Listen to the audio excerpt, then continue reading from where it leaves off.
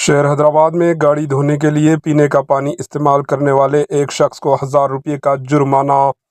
گاڑی دھونے کے لیے پینے کا پانی استعمال کرنے پر ایک شخص کو 1000 روپے جرمانہ عائد کیا گیا۔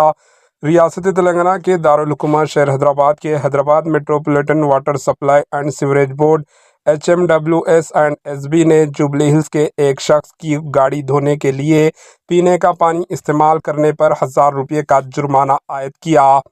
واٹر بورڈ کی جانب سے یہ کارروائی پینے کے پانی کی غیر ضروری استعمال کو روکنے اور اس کی بچت کے لیے کی گئی ہے۔ واٹر بورڈ نے عوام سے اپیل کی ہے کہ وہ پینے کے پانی کا استعمال صرف اپنی زندگی کی ضروریات کے لیے کریں اور ایسے غیر ضروری کاموں جیسے گاڑی دھونا یا دیگر غیر اہم سرگرمیوں میں ضائع کرنے سے گریز کریں۔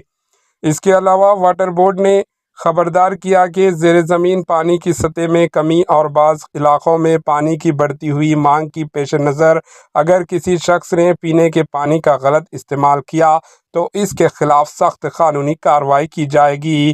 اس جرمانے کا مقصد شہریوں میں پانی کے استعمال کے بارے میں اویئرنیس پیدا کرنا ہے تاکہ مستقبل میں اس کی کمی کا سامنا نہ کرنا پڑے۔ Bureau report AHN news.